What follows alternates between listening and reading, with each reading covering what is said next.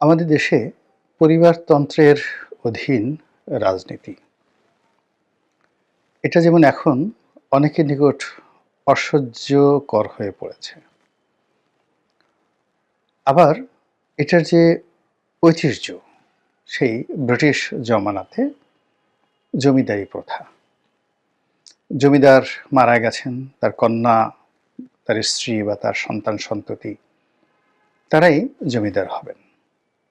আবার তারও আগে, ব্রিটিশদের আগে যখন নবাবী আমল ছিল, তখন আমাদের এই দেশে অনেক ছোট, ছোট জাগিরদার ছিলেন। চৌধুরী, মোকদ্দম, পাটোয়ারি এরকম অনেকগুলো পদ-পদবী ছিল। তারা মূলত এই খাজনা আদায় করত, নিজেরা ভোগবিলাস করত এবং একটা অংশ সেন্ট্রাল গভর্নমেন্টকে দিত এবং এই পরিবারতন্ত্র সেই যে নবাবী আমল, তারও আগে মুঘল আমল, মুঘলের আমলে সুলতানি আমল। তো সুলতানি আমলের আগে, সেই ধরেন ১০০০ বছর আগে, এই বাংলাদেশে ক্ষুদ্র, ক্ষুদ্র, ক্ষুদ্র, ক্ষুদ্র রাজারা ছিল। সেই অনাদিকাল থেকেই মূলত একটা পারিবারিক ডাইনেস্টি, ফ্যামিলি ডাইনেস্টি আমরা জাতিগতভাবে ভোগ করে আসছি বা পারিবারিক ডাইনেস্টির জুলুম এবং অত্যাচারের দ্বারা নিষ্পেষিত এবং নির্যাতিত হয়ে আসছি। এবং এর ফলে যেটা হয়, পারিবারিক ঐতিহ্য যখন পজিটিভ অর্থে গ্রহণ করা হয়, তখন সেখানে অনেক ভালো কিছু হতে পারে। যেমন ধরুন ঢাকার নবাব আব্দুল গনি। তো এখন এই পরিবারে আমরা বেশ কয়েকজন মহামানবের সন্ধান পাই। নবাব আলিমুল্লাহ, নবাব খাজা সলিমুল্লাহ। আমরা সবাই তাদের নাম জানি। এই ঢাকা শহরের যত বড় উন্নয়ন, এই ঢাকা বিশ্ববিদ্যালয়, মিটফোর্ড হাসপাতাল, তারপর এই যে ঢাকার যে ওয়াসা, ঢাকা সিটি কর্পোরেশন, এই সকল কিছুই কিন্তু ওই নবাবদের দান, তাদের কর্মকাণ্ডের, শুভ কর্মকাণ্ডের চিন্তার ফলাফল।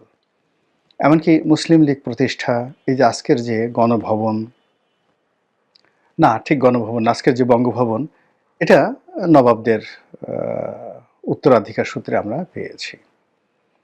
এরকম অনেক আছে, অনেক আছে। নবাব সলিমুল্লাহ, নবাব আহসানুল্লাহ, নবাব আলিমুল্লাহ, তো এরকম একেবারে সর্বশেষ খাজা নাজিমুদ্দিন। অর্থাৎ যখন একটি পরিবার যোগ্যতম লোক গঠন করে দেয় পরবর্তী জেনারেশনের জন্য এবং তারা রাজা হবেন, জমিদার হবেন, ওইভাবে তাদের চরিত্র, তাদের অভ্যাস, তাদের শিক্ষা দীক্ষা গঠন করা হয়, তখন এটা আশীর্বাদ হয়ে দেখা দেয়। আপনারা যারা ইতিহাসের ছাত্র তারা জানেন যে যে সকল বড় বড় ডাইনেস্টি, সেটা অটোম্যান সাম্রাজ্য বলেন কিংবা এখন ব্রিটেনের যে রাজপরিবার আছে তারা, বা জাপানের রাজপরিবার, এটা তো পৃথিবীর সবচেয়ে পুরনো ২০০০ বছরের পুরনো রাজপরিবার কিন্তু জাপানের।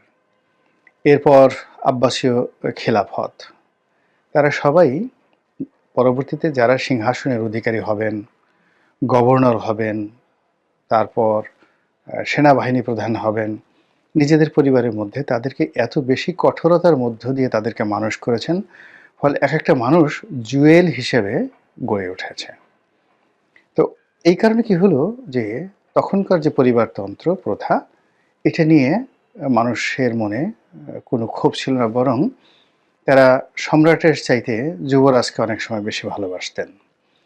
আপনি কাতারের দিকে তাকিয়ে দেখেন, কাতারের যিনি আমির, তিনি একটা নির্দিষ্ট সময় মনে করলেন যে তার দুজন পুত্রই তিনি উপযুক্তভাবে মানুষ করেছেন।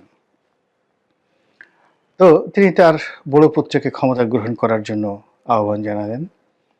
বড় পুত্র বলল যে না, আমার চেয়ে ছোট ভাই বেশি যোগ্যতম।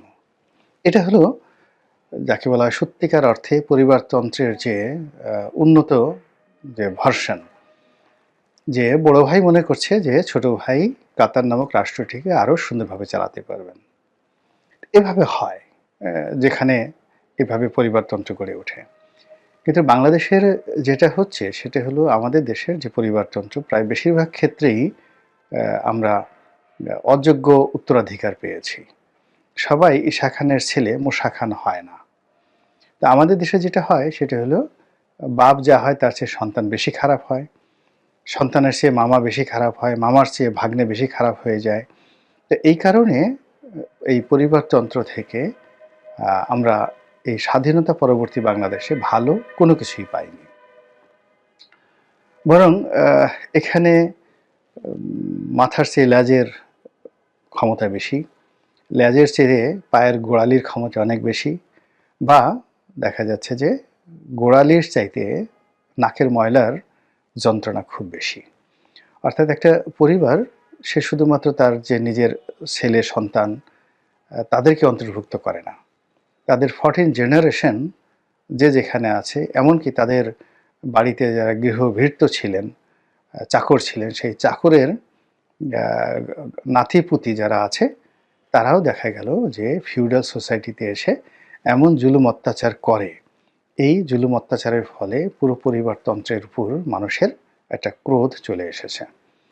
আমরা এই বাংলায় এরশাদের পরিবার, বঙ্গবন্ধুর পরিবার মানে শেখ মুজিবুর রহমান সাহেবের পরিবার এবং শহীদ প্রেসিডেন্ট জিয়াউর রহমান সাহেবের পরিবার, এই পরিবারের সদস্যদের মধ্যে কারা কারা বাংলাদেশের রাজনীতিতে খুব বেশি ভূমিকা রেখেছেন এবং নিজেদের জীবন বিলিয়ে দিয়েছেন, তারপরে কাদের উপর আমরা নির্ভর করতে পারি, কাদেরকে দেখলে আমাদের খুব মায়া লাগে, কাদের কথা স্মরণ করলে হৃদয়ের ভিতর থেকে একটি দোয়া চলে আসে যে হে আল্লাহ তুমি একে হায়াতে তয়্যবা দান করো, বা এই তিনটি পরিবারের কোন সদস্যকে দেখলে আমাদের চক্ষু শীতল হয়ে যায়, অন্তর ঠান্ডা হয়ে যায়, এবং আমরা কোরআন শরীফ হাত দিয়ে বলতে পারি যে এই কোরআন শরীফ যেভাবে সত্য সেইভাবে এই কোরআনের উপর আস্থা রেখে আমরা বলছি যে আমাদের দেশে এই তিনটি পরিবারের এই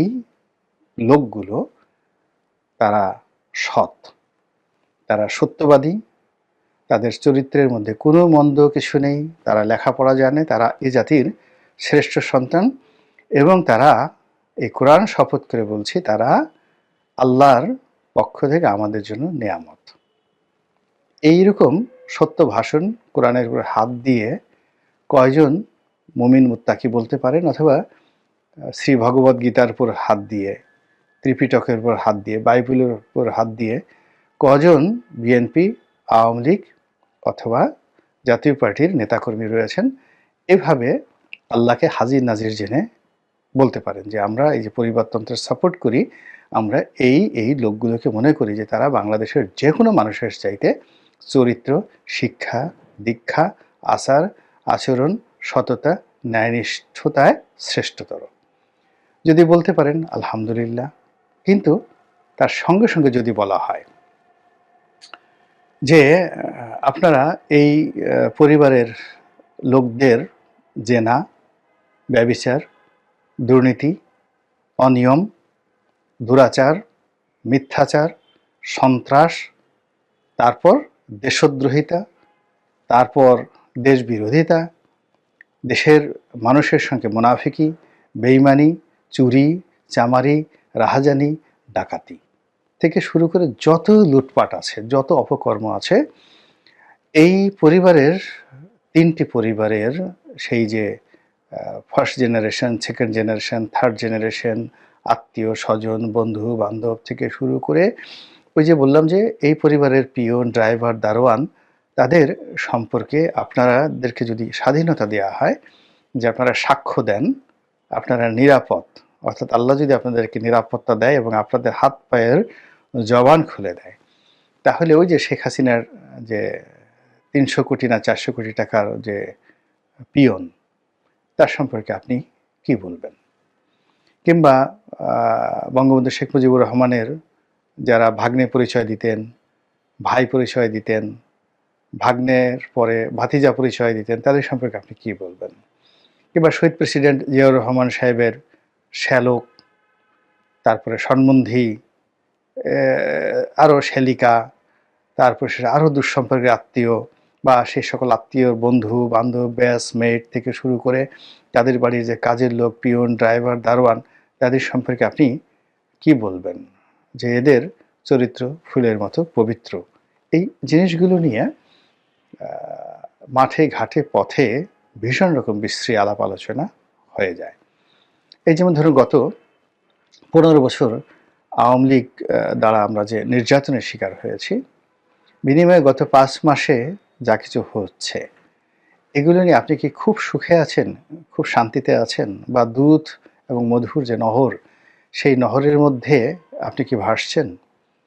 আপনি কি বলতে পারছেন যে আমরা একটি যুগ থেকে আরেকটি সুন্দর যুগে এসেছি, যে যুগে সব অলি আল্লাহরা আমাদেরকে সেবা দিচ্ছে? এগুলো হচ্ছে না। বরং উল্টো এই গত ৫ মাসে কে কত টাকা উপার্জন করে এলো, বাংলাদেশে যে আছে, দেশের বাইরে যারা আছে, এ সকল দলের গুন্ডা পান্ডা থেকে শুরু করে এ সকল দলের হর্তাকর্তা, তারা এই গত ৫ মাসের মধ্যে নতুন কি গাড়ি কিনেছে, হাতের ঘড়ির মডেল কি পরিবর্তন হয়েছে, নতুন জামাকাপড় কীভাবে কিনেছে, তাদের হাঁটা চলা কথাবার্তায় কেমন একটা ভাবসাব আসছে, এগুলো নিয়ে গ্রামের একেবারে যারা প্রান্তিক জনগোষ্ঠী, তারাও কিন্তু নিদারুণ অনুশোচনা, ক্ষোভ এবং ক্রোধ নিয়ে অশ্লীল এবং অশ্রাব্য ভাষায় কথা বলে পরিবারতন্ত্র নিয়ে। তো এই বাস্তবতা সত্ত্বেও আমরা কিন্তু কেউ পরিবারতন্ত্রের বাইরে যেতে পারছি না। এখনও আওয়ামী লীগের যত লোকজন আছে সব তারা মনে করেন শেখ হাসিনার বাইরে কোনো নেত্রী নেই, তিনি সঠিক আছেন এবং শেখ হাসিনা যেটি নির্দেশ দিবেন সেটাই তারা পালন করবেন। বিএনপির লোক বেগম খালেদা জিয়া এবং তারেক রহমান সাহেব যা বলবেন সেটাই। জাতীয় পার্টি যে যাই বলুক না কেন, জি.এম. কাদের সাহেব যা বলবেন সেটাই চূড়ান্ত সিদ্ধান্ত। এবং এই যে চূড়ান্ত সিদ্ধান্ত, এই বাস্তবতার বিরুদ্ধে আমাদের যারা সমন্বয়কারী রয়েছেন, ডক্টর মোহাম্মদ ইউনূসের যারা উপদেষ্টা রয়েছেন, তাদের পেছনে রাষ্ট্রীয় বিভিন্ন গোয়েন্দা সংস্থা থেকে শুরু করে যে সকল থিঙ্ক ট্যাঙ্ক রয়েছেন দেশে এবং দেশের বাইরে, তারা একটি বিকল্প তৃতীয় ধারা তৈরি করার জন্য আজকের থেকে বহু যুগ আগে, অর্থাৎ আজ থেকে প্রায় ২০ বছর আগে তারা যে -2 এর ফর্মুলা তারা যেভাবে চালু করেছিল, সেটি এখনও কিন্তু অব্যাহত রয়েছে। কিন্তু অব্যাহত থাকার পরেও এখন অবধি কোনো সফলতা নেই, বরং পরিবারতন্ত্রের যে ক্ষমতা এবং ব্যাপ্তি, এটি বেড়ে যাচ্ছে। এখন প্রশ্ন হলো যে এটা কেন হচ্ছে? যে আমরা ঘৃণা করছি, রিফিউজ করছি, ডিফিউজ করছি, ইত্যাদি আরও অনেক কিছু করছি, কিন্তু তারপরেও ঘুরে ফিরে কেন আমরা এই বারবার এই জায়গাতেই আমরা আসছি? এই পরিবারের মধ্যে ঢুকতে চাচ্ছে, আমাদের নৌকা লাগবে, আমাদের দাড়িপাল্লা লাগবে, আমাদের লাঙল লাগবে, আমাদের যাকে বলা হয় ধানের শীষ লাগবে, এছাড়া আমরা রাজনীতি করতে পারবো না। এবং এর বাইরে যারাই কথাবার্তা বলতেছে, প্রথম কয়েকদিন আমরা তাদেরকে সমর্থন জানাচ্ছি এবং কয়েকদিন পরে বলছি যে না, এরা গণশত্রু, এদের দ্বারা হবে না, ইত্যাদি পরিস্থিতি কেন হচ্ছে? এগুলো নিয়ে খুব গুরুগম্ভীর আলোচনা হয়। তারপরে মানুষের চরিত্র এবং অভ্যাসকে দায়ী করা হয়। তো আমি সেই দিকে কোনো ইতিবাচক আলোচনায় না গিয়ে শুধু এটাই বলতে চাই যে মানুষের মধ্যে একটা যন্ত্র আছে, এটা ধরা যায় না, ছোঁয়া যায় না, এটা একটা অনুভূতি। আরবিতে এটাকে বলা হয় এজাহারে তাজাল্লুল। তো এই এজাহারে তাজাল্লুলের এই ধারণা বা থিওরির কারণে প্রতিটি মানুষ আনুগত্য প্রকাশ করতে চায়, অনুগত থাকতে চায়, মাথা নোয়াতে চায় এবং কারো না কারো দাস হতে চায়। সে সম্পূর্ণভাবে একছত্রভাবে কোনো মানুষ আল্লাহর মতো নিজেকে রব দাবি করে পরিপূর্ণ ক্ষমতার মালিক হওয়ার মতো দুরাশা, দুঃসাহস তার হয় না।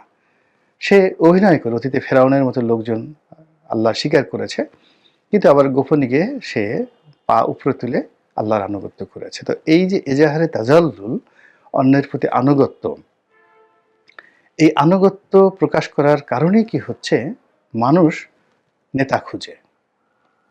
সেই নেতা খুঁজতে গিয়ে সে যোগ্যতা, অভিজ্ঞতা, তার সে শ্রেষ্ঠত্ব, এগুলো চিন্তাভাবনা করার জন্য যে মেধা, যে পরিবেশ পরিস্থিতি এগুলো দরকার, এগুলো অর্থাৎ বেশিরভাগ সমাজে হয় না। বেশিরভাগ সমাজে নেতা খোঁজা হয় সংখ্যাগরিষ্ঠের যিনি নেতা। এটি আবার ইবনে খালদুনের যে বই আল মুকাদ্দামাতে খুব সুন্দর করে বলা আছে। অর্থাৎ এখানে মানুষের যে গোত্রপ্রীতি, দলপ্রীতি, অর্থাৎ একটা দলের প্রতি মানুষের মহব্বত থাকে, একটা গোত্রের মধ্যে একত্র থাকার মধ্যে মানুষের যে চরিত্র, তো সেক্ষেত্রে মানুষ আনুগত্য প্রকাশ করার জন্য খোঁজে কোন দলটি সবচেয়ে বড় অথবা কোন গোত্রটি শক্তিমত্তা আছে, তাকে খুঁজে। এবং সেই দল বা গোত্র খুঁজতে গিয়ে সেই দলের শীর্ষস্থানে যাকে পায় তার কাছেই নিজের যে এজাহারে তাজাল্লুল, এই এজাহারে তাজাল্লুলের কারণে সে মাথা নুয়ে দেয়। এখন ওই যে গোত্রের প্রধান বা দলের প্রধান, তিনি যদি মদ্যপ হন, ডাজ নট ম্যাটার। তিনি যদি চরিত্রবান হন, এটাও কোনো সমস্যা নয়। তিনি যদি অলি আল্লাহ হন, তাও সমস্যা নয়। আবার তিনি যদি খুবই বাজে প্রকৃতির লোক হন, ডাকাত হন, তাও কোনো সমস্যা নয়। এর কারণ হলো ওই যে মানুষের ভিতরে যে গোত্রপ্রীতি এবং মানুষের মধ্যে যে একটা সিন্ডিকেটের মধ্যে ঢোকার আগ্রহ এবং ক্ষমতাধরদের কাছে, তার চেয়ে ক্ষমতাধরদের কাছে আত্মসমর্পণ করার যে আগ্রহ, এর থেকেই মূলত মানুষ এই ফিউডালিজমের মধ্যে বা পরিবারতন্ত্রের মধ্যে ঢুকে যায়। তো এই মুহূর্তে বাংলাদেশে যেহেতু এই দুটো পরিবার, অর্থাৎ মুজিব পরিবার এবং জিয়া পরিবার, এই দুটো পরিবার মোটামুটি সেটেলড হয়ে গেছে। এদের বিকল্প কোনো তৃতীয় পরিবার এখন পর্যন্ত হয়নি। এরা বৃহৎভাবে অর্গানাইজড, এদের সব কিছু আছে, এদের টাকা আছে, সাংগঠনিক ক্ষমতা আছে, এদের লাঠির জোর আছে, এদের পেশি শক্তি আছে, এদের সব কিছু মানে নেতিবাচক ইতিবাচক সব কিছু আছে। ফলে মানুষ আশ্রয় খোঁজার জন্য, আনুগত্য প্রকাশ করার জন্য তার ভিতরে যে ইন্ডিভিজুয়াল যে মেশিনগুলো আল্লাহ রাব্বুল আলামিন তৈরি করে দিয়েছে, যেটা শুরুতে বললাম এজাহারে তাজাল্লুল, সেটা। আর দ্বিতীয়ত হলো পরিবেশ পরিস্থিতি অনুযায়ী, যেটা ইবনে খালদুন বলেছেন যে মানুষের রাজনৈতিক অভিলাষ এবং ইচ্ছা এটি গোত্রকেন্দ্রিক হয়, এটি একটি কমিউনিটি কেন্দ্রিক, দল কেন্দ্রিক হয়। তো সেই দিকের বিবেচনায় এই দুটো দলের বিকল্প বাংলাদেশে যেহেতু গড়ে ওঠেনি, কাজেই এখানে কোথাও যাওয়ার সুযোগ নেই এবং কেউ এখানে যাবে না। ফলে আমরা যারা এখানে আছি, এই দলগুলোকে যতটা ভালো করা সম্ভব, এর মধ্যে যতটা পরিবারতন্ত্রের মধ্যে তাদেরকে যতটা আলোচনা করে, সমালোচনা করে, গণতান্ত্রিক ধারা অব্যাহত রেখে তাদেরকে আমাদের জন্য উপযুক্ত করা সম্ভব, ওটাই আমাদের জন্য কল্যাণ হবে। আর যেটি সম্ভব নয়, যেটি 1000 বছর 2000 বছরে বাংলাদেশে কোনোদিন যেটা সম্ভব হয়নি, এটি আগামী দিনেও সম্ভব হবে না। হয়তো এই দুই পরিবার থাকবে না, অন্য দুই পরিবার চলে আসবে।